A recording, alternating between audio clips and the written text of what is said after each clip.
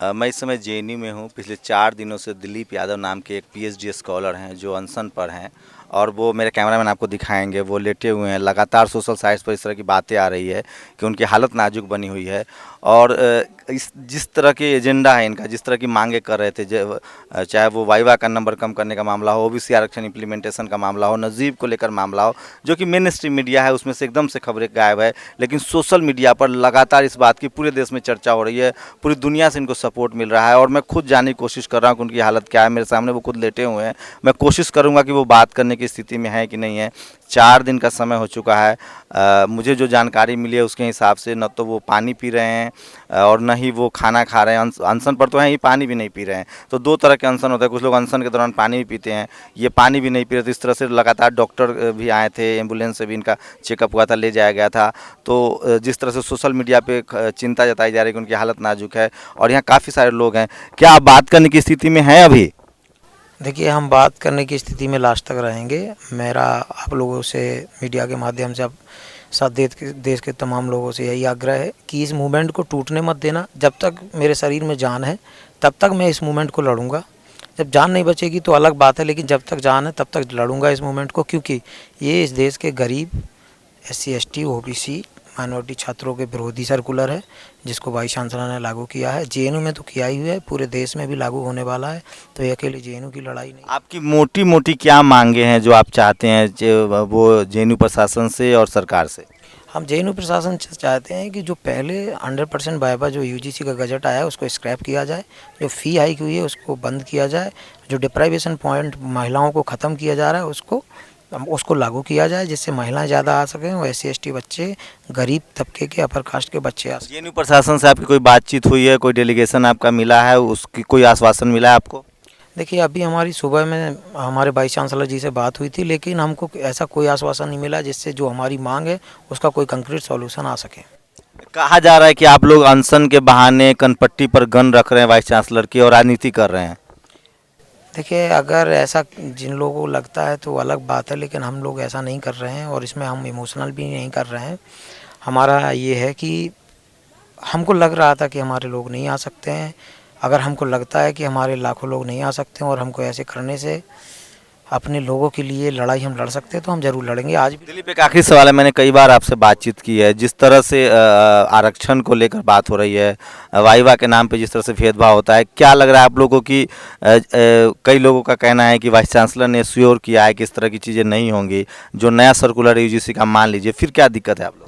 देखिए, ये सब श्योर किया कि नहीं किया आने वाले एकेडमिक सेशन में बताएगा कि कहाँ भेदभाव हो रहा, क्या नहीं हो रहा। जब 30% में भेदभाव इतना ज़्यादा था, नाफे कमेटी बोल रही थी, तो 100% में तो कुछ ज़्यादा ही भेदभाव होगा। तो मैं एक आखिरी सवाल, अगर आपके वाइस चांसलर आपकी बात नहीं मानते हैं, आप लोग की मांगे नहीं मानी जाती है, तो क्या आप अनशन खत्म करेंगे, और अगली रणनीति क्या होगी आप लोग? देखिए, जब तक हमारे शरीर में जान है तब तक हम अनशन जारी रखेंगे। वाइस चांसलर जी मान जाएंगे तो हम खुशी खुशी उठ जाएंगे। दूसरी चीज़, हम अपने देश के लोगों से कहना चाहते हैं कि इस आंदोलन को मजबूत बनाइए। एक आम लोग की तरफ से मुझे बहुत सारे लोगों ने कहा यहाँ आने से पहले, जो SC ST OBC minority community के हैं, कि आप उनसे एक अपील कीजिएगा कि आप अपनी जान को खतरे में मत डालिए। दूसरा रोहित वेमुला उन्हें नहीं चाहिए। तो क्या आप लोगों की भावनाओं को कंसीडर करते हुए अपना अनशन खत्म करेंगे अगर वाइस चांसलर नहीं भी मिलते हैं तो? देखिए, हमको भी पर्सनल मैसेज बहुत आ रहे हैं, हमारे साथी मुलायम को भी आ रहे हैं। बाकी इतने लोग जो DU से बैठे हुए हैं, इनका भी कंसर्न है कि आपकी हेल्थ की कंडीशन अच्छी नहीं है तो उठ जाइए। लेकिन हमारा शरीर गवाह इसलिए नहीं दे रहा है क्योंकि हम जिस कॉज के लिए बैठे थे अभी तक हमें मिला नहीं। तो हम अपनी आखिरी दम तक लड़ेंगे। लेकिन मैं ये कहना चाहता हूँ अपने देश के लोग, अपने लोगों से, कि ये कोई आखिरी अनशन नहीं है, कोई पहला अनशन नहीं है। हमारे लोगों ने बहुत किया हुआ। हम लोग वैसे भूखे पेट आज भी मर रहे हैं गाँव में।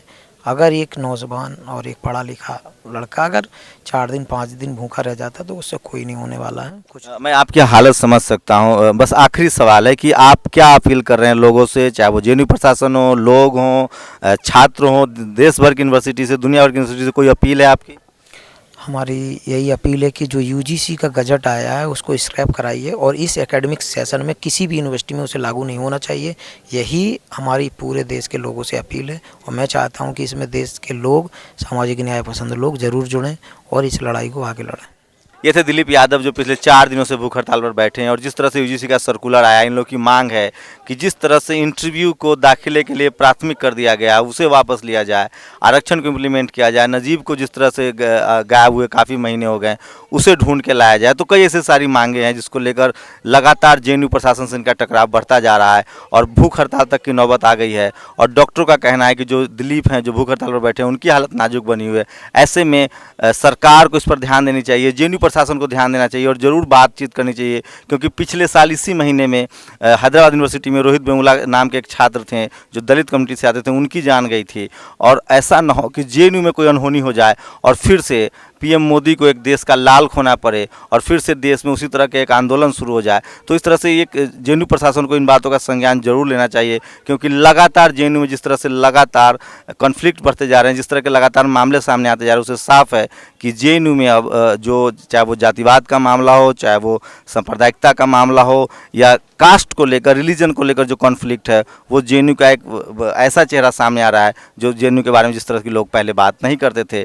तो जेएनयू में दोनों तरह की चीज़ें होती रही है, एक तो जेएनयू से आवाज़ें भी उठती रही है और जेएनयू में अब डिस्क्रिमिनेशन का भी मामला सामने आता रहा है। तो इससे साफ है कि जेएनयू प्रशासन को इस पूरे मामले पर गंभीर होकर बातचीत जरूर करनी चाहिए। कैमरामैन के साथ शंभू कुमार सिंह, नेशनल दस्तक, जेएनयू, दिल्ली।